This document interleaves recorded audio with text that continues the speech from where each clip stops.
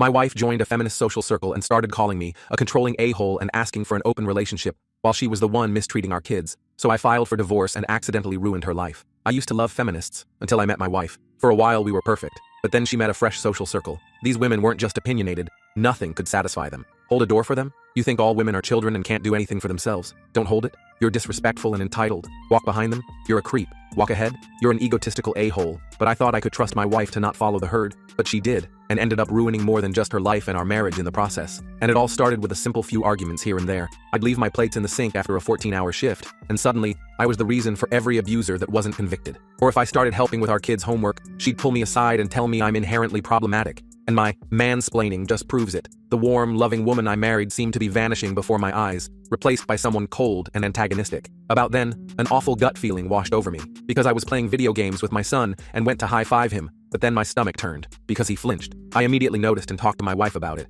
and she told me I had a fragile male ego. Her reasoning was that our son wasn't actually flinching. I was just lying to myself to make myself feel stronger and more powerful than her, because I was insecure. So yeah, pretty confusing, and not at all reassuring. So from then on, I made sure to pay extra close attention to our daughter and son. Every day I watched as they slowly became less and less like their energetic selves, and more timid. My son even started wetting the bed at night. Well, I cared endlessly more about our kids' well-being than the state of my marriage. Until one day, I came home early to a parked car in our driveway. My heart broke, but instead of confronting her, I drove off to a diner and came back a few hours later. I proceeded to ask her who she was bringing home when I was at work all day. My friends? Am I not allowed to have a life outside of this miserable house? My heart dropped. It suddenly became very clear that she didn't give an F about our family, and she was not the woman I thought she was. And as our children turned from more timid to actively fearful, I decided to take away one of her fundamental human rights. That right was her right to privacy. But when I checked her phone, most of the messages were deleted, and what remained was alarming. It was a conversation with one of her new friends discussing how Kayla should approach asking me for an open relationship. The friend advised her to ease into it and make him think it's his idea too.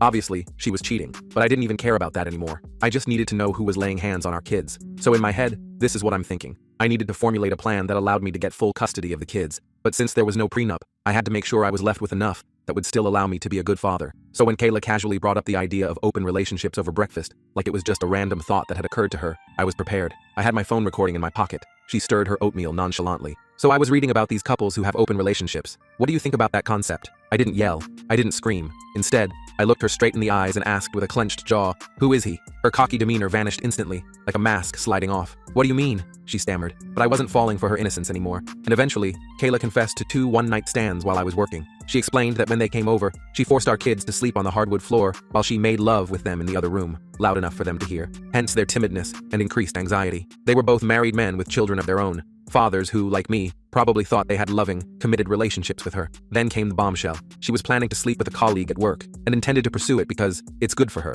and I don't have any right to control her. The way she said it, with defiance rather than remorse, made it clear this wasn't a confession. It was a declaration of independence from our marriage vows. The absurdity escalated when she mentioned setting me up with one of her friends who was really keen on me. "She thinks you're hot," Kayla said, as though offering me some kind of consolation prize. I've seen this friend, perpetually angry, loud, and physically unpleasant. I wouldn't touch her with a 10-foot pole. My head was spinning, but I maintained enough composure to ask for her phone. With surprising compliance, she showed me her unlock pattern. While she used the bathroom, I locked myself in my office. She pounded on the door while I ran recovery software, uncovering painful evidence of explicit conversations, plans for meetups, and disparaging comments about me and our marriage. I also installed a monitoring app before returning her phone and telling her to leave. Her response wasn't remorse, it was indignation. She yelled about me being controlling, holding her back, like men always held women back throughout history. She claimed I never truly loved her, that I only wanted to possess her, that she had every right to do this, and expected me to just accept it as the new normal for our marriage. Through her tirade, I silently packed her things and stood at the front door until she ran out of steam and left for her parents' house.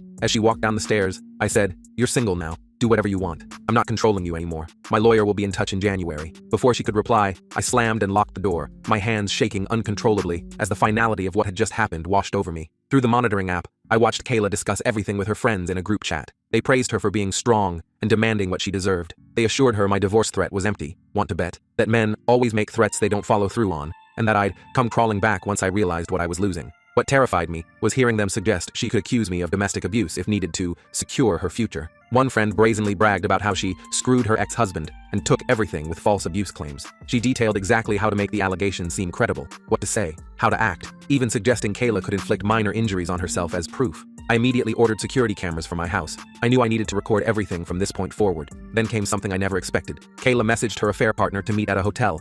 The message included the hotel name and room number. I quickly found the AP's wife online, connected with her on Facebook, and told her everything, including their current location. She thanked me and hung up abruptly. Hours later, she sent me a video from the hotel confrontation. "You fucking asshole. You do this to me again? To the kids again? I told you we were over if you ever did this again." She filmed my wife getting dressed on the bed. I vomited when I first saw that footage, the visual confirmation of my wife's betrayal hitting harder than any verbal confession. The AP's wife slapped Kayla and berated her for helping destroy yet another family. I messaged Kayla saying I'd seen the video and never wanted her near me again. My entire body felt cold, as though I'd been plunged into ice water. The woman in that video was unrecognizable to me, not just physically in that compromising situation, but fundamentally as a person. The way Kayla behaved afterward was bizarre, like she viewed our interactions as some competition she was winning. She texted friends that I was falling apart and would be begging her to come home within a week. She seemed completely disconnected from reality, not grasping that we were actually divorcing. There was no remorse, no acknowledgement of the pain she'd caused, just strategic planning for how to come out ahead in the divorce. I joined her family's WhatsApp group and informed them we were divorcing due to her infidelity, thanking them for welcoming me into their family before leaving the group. I received several calls and messages from her relatives but didn't respond. I couldn't bear to relive the details over and over, each retelling reopening the wound. After telling my parents everything, my father messaged Kayla that she wouldn't be welcome for Christmas. I'm staying with my parents now, surrounded by childhood mementos that provide small comfort amid the chaos. My boss has given me time off until mid-January, recognizing that I'm in no state to function professionally. Through monitoring, I've witnessed Kayla's increasingly frantic discussions with her friends. I don't think she comprehends that she's lost her family, her marriage is over, and her new friends don't actually care about her. They offer toxic advice that only serves to drive her further from reconciliation. She sent countless messages and even showed up at my parents' demanding to celebrate Christmas with us. My father threatened to call police if she didn't leave, his face flushed with anger at her audacity. I've been Googling divorce lawyers between crying spells. Initially, I think I was in shock, functioning on autopilot while making necessary arrangements, but the pain hit full force once I reached my parents' house. Nothing makes sense anymore. How could someone change so drastically? Was our entire marriage a lie? Was there something I could have done differently? I've only responded twice to her messages. 1. It doesn't matter what you say. I don't know who you are. You're not my wife. My wife would never destroy my heart and soul while smiling. We will get divorced. I don't care what you say or what you want. You have no right to demand anything from me ever again. We are over. 2. Like I said, you're not my wife. I don't know you. My wife would never condemn our children to growing up in a broken home. You, whoever you are, seem proud of what you've done. My wife was loving, caring, considerate, my best friend. You are a self-obsessed, self-absorbed abomination. The messages stopped after that. Perhaps reality was finally setting in. The pain is unbearable sometimes. I find myself staring at family photos, tracing the outline of Kayla's face, wondering if that person ever truly existed, or if she was always capable of this betrayal. I wish none of this had happened. I wish we could go back to before, but I can't do that to myself. This is the worst Christmas ever. In a moment of weakness, I told the kids that mommy doesn't want to be a family anymore, that she wants to be with other men, and we're getting divorced. They're devastated. Briar cried herself to sleep in my arms, while Milo went silent, his small face frozen in confusion. Thank goodness my parents are here to support us all while I'm an absolute mess, barely able to function through the grief. I'm trying to pull myself together for my children, but I'll never go back to Kayla. The level of disrespect and callousness in her behavior is unforgivable. I'm completely lost. Why does she expect to demand anything from me at this point? Is she mentally ill? Has she always been this person beneath the surface? Or did something fundamentally change her? These questions haunt me as I lie awake at night, staring at the ceiling of my childhood bedroom. Sorry for the rambling post. I just needed to get this out somewhere people might understand. Update. So much has happened since my last post. I wish I could say I've been strong through this, but honestly, I've been a sobbing wreck. My father found me on the bathroom floor at 3 a.m. 2 nights ago, hugging my knees and rocking back and forth. I was obsessing over Kayla's chats with her friends until I saw something that broke me completely. She described, in cruel detail, how our marriage, and especially our children, were burdens, preventing her from being a successful woman living up to her full potential. She claimed I was an oppressive piece of shit, holding her back from a good life, and that motherhood was a patriarchal trap, designed to keep women submissive.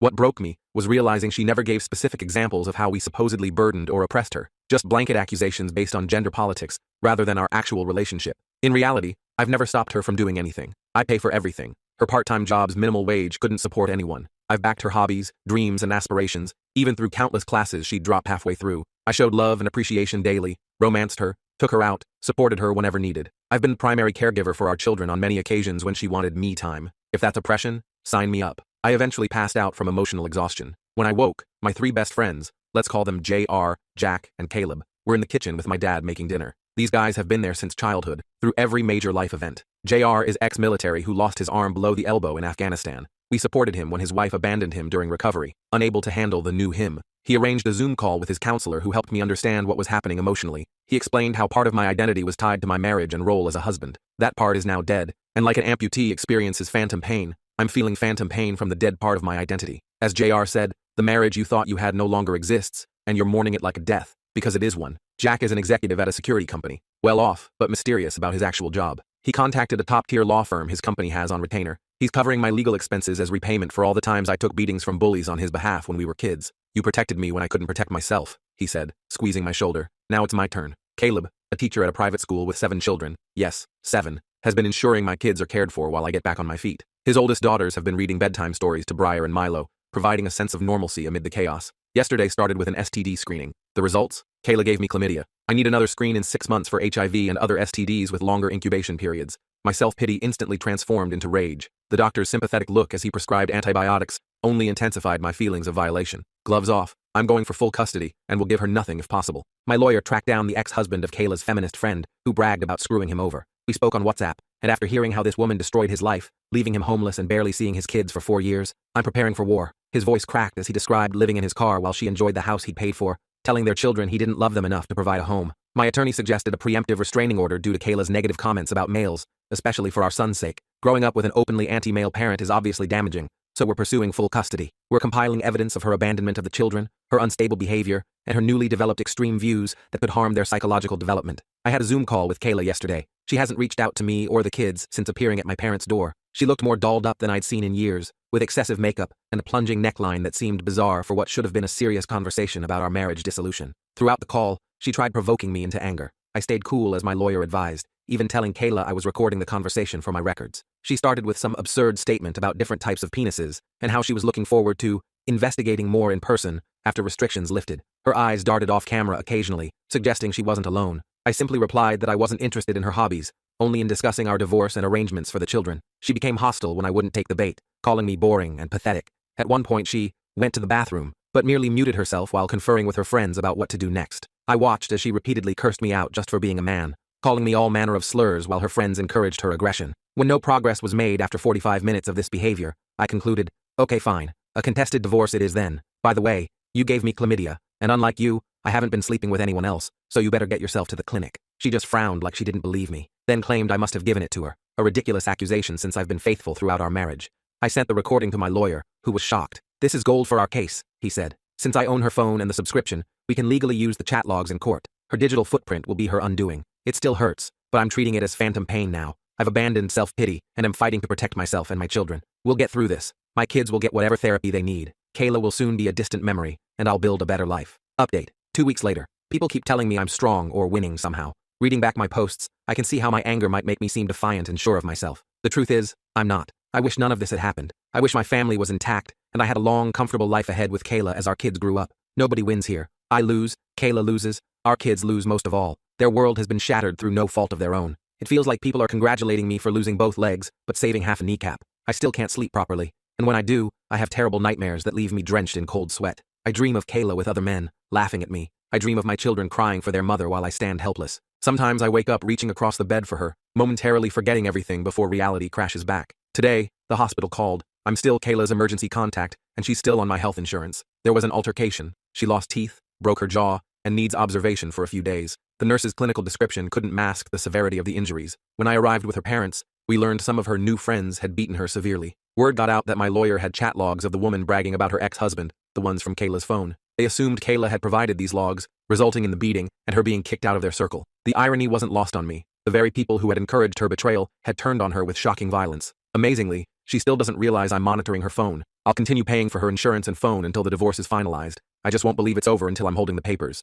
There's a part of me that still wants to protect her, despite everything. 11 years of love doesn't disappear overnight, even when betrayal shatters the relationship. Kayla has nothing now. She asked if she could move back home, her voice muffled through her wired jaw. I simply told her, no way in hell. Her mother won't give her a penny unless she gets clean and stays clean for at least a year. They offered to let her live with them under strict conditions. No phone, no visitors, mandatory counseling. For the first time, I saw a glimmer of regret when she said, I'm sorry I ruined everything, but I don't think it's genuine. She barely looked me in the eyes, focusing instead on the hospital wall behind me. Despite everything, it hurt seeing her like this. I wanted to protect her, but she's an adult whose behavior is dangerous and erratic. I need to protect my kids. Strangely, she didn't ask about the hearing or her critically injured friend. She just sat there, seemingly irritated by our presence rather than grateful for the support. Her father's face was a mask of disappointment and confusion, the same expression I've worn for weeks now. I still don't understand what happened. She destroyed her family and caused immense pain for, what? A buzz and random sex? I'm going completely no contact until she's been clean for a long time. I can't handle this craziness. Update. 1 month later. Many people have messaged asking for updates.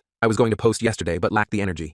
I'm depressed and exhausted, barely sleeping, and plagued by nightmares when I do. Some days I can barely get out of bed, forcing myself to function only because my children need me. The good news, my kids are doing better. My dad has been incredible. We went skiing at his cabin this weekend, just him, me, and the kids. It was wonderful watching them learn, their faces flushed with excitement as they mastered the bunny slope. For brief moments, I could almost forget everything that's happened. I have no contact with Kayla now. I did speak with one of her friends, the one who was in critical condition. She woke up, but is in terrible shape. Her nurse mentioned that no one had visited her. Her family refused to see her. The ward was eerily quiet, just beeping machines and the smell of antiseptic. Worried that whoever attacked Kayla might come after me and the kids, I asked to speak with this woman. She bizarrely opened our conversation by offering sexual services for $20. Her eyes were vacant, her skin pallid and marked with bruises. I countered with $50 for information instead. What she revealed was devastating. All these feminist friends are hardcore drug addicts. One of them, the one who bragged about destroying her ex, brought Kayla into their group against the others' wishes and introduced her to drugs. They sell sexual favors for drug money, hiding behind feminist rhetoric to protect their imagined egos. Kayla bought into the ideology first, but quickly became addicted to meth. Eventually, she too began selling sex for drug money. Learning that the woman I loved more than anything had become a prostitute to fund her addiction destroyed me. It explains why she only wanted money from our divorce. Each revelation felt like another knife to my already wounded heart. No one visited this woman in hospital because she's stolen from, cheated, abused, and lied to everyone in her life. She told me, without blinking, how sad she was to have survived. She has no hope for the future. I cried listening to her story, not for her, but for what happened to Kayla, for the horrific decisions that led her down this path of self-destruction. I'm not excusing Kayla's choices. She decided to play with fire and lost everything, but understanding her addiction explains much of her bizarre behavior, the personality changes, the irrational anger, the complete disregard for those who loved her. Many Redditors with experience with addicts warned me Kayla might attempt suicide as her life collapsed. They were right. She tried to overdose deliberately. I discussed this possibility with her father, and we decided to monitor her closely. While at the cabin Saturday, I received what read like a suicide note. She confessed to her addiction and prostitution, said she'd let everyone down, and suggested she was taking the only option left. The words were rambling, disjointed, but the intent was clear. I immediately called her father and shared her location from the monitoring app. He found her unconscious on a park bench and rushed her to the hospital. She was hypothermic and barely alive. If he'd arrived even slightly later, I can't bear to think about it. Despite everything, I didn't want her to die. The mother of my children, the woman I once built a life with, I wanted her to heal, even if we could never be together again. They've put her on methadone, and her father has been appointed her legal guardian after proving she abandoned her children, which apparently demonstrates mental incompetence more clearly than a suicide attempt. She'll undergo sedated detox at a rehabilitation center this week. The doctors warn the road to recovery will be long and difficult, with no guarantees. Thankfully, I hadn't canceled her life insurance yet, so treatment is covered. I've offered to help with finances as long as Kayla isn't told I'm involved. Not out of kindness necessarily, but because her recovery is vital for our children to eventually have some relationship with their mother, a healthier, sober version of her. I was terrified the men who attacked Kayla would come after me and the kids, thinking I had provided the incriminating chat logs. Jack's friend Brandon, who benefited from those logs in his divorce case, decided to fix this. Brandon is an intimidating mountain of a man who grew up on a farm lifting hay bales and wrestling cattle. Despite his frightening appearance, tall enough to duck through doorways, crew cut, facial scars from a childhood accident, he's actually patient and kind. He visited the attacker's apartment, grabbed them by their necks, and gave them two options: go to the police and confess to the assault, or face him and suffer painful permanent injuries. They couldn't get to the police station fast enough. I found a new apartment and will be moving soon. Jack helped arrange it. It's smaller than our family home, but it has enough space for the kids and is in a good school district. I've been slowly decorating their rooms, trying to create a space that feels safe and welcoming. Despite everything, I'm profoundly depressed. What keeps me going is my friends, family, and the need to stay strong for my kids. My heart breaks for Kayla. Despite everything, I don't regret marrying her. I still love who she was, but I know we can never reconcile. She isn't the person she used to be, and there's too much pain between us. We had a good life before this disaster. I wouldn't have my children without her, and I wouldn't trade them for anything. The pain will linger, but I hope I'm strong enough to endure it. Some days I doubt myself, but other days I see glimmers of a possible future, different than what I'd planned, but perhaps still worthwhile. Strangely, learning about Kayla's addiction has helped my kids cope. It's easier to explain that mommy is sick, and it's going to take a long time for her to get well, than to explain betrayal and abandonment. They've written her letters that I'm keeping safe until she's stable enough to read them. Their resilience amazes me. Children can adapt to so much if given the proper support and honest, age-appropriate explanations. I'm sad and exhausted, but Brandon is here with his kids now. We're watching Madagascar 3 tonight. I'm trying to make as many good memories as possible amid the darkness. Our children seem to be doing better. They laugh more freely now, and the nightmares have become less frequent. I think we'll be okay. Not today, not tomorrow, but eventually. Thank you, everyone, for your help and support. The kindness of strangers has been a lifeline during the darkest moments. Final update. Kayla passed away. She overdosed while in rehab. Nobody knows how she got the drugs. One doctor speculated she might have swallowed a hidden bag that burst during detox, releasing a fatal dose into her system all at once. I held our children as they sobbed, their small bodies shaking with grief I couldn't soothe. How do you explain to children that their mother is never coming back, that the illness took her forever? I have no answers, only tears that won't stop flowing. I won't be posting anymore or answering comments. Thank you to everyone who provided helpful suggestions and support during this nightmare.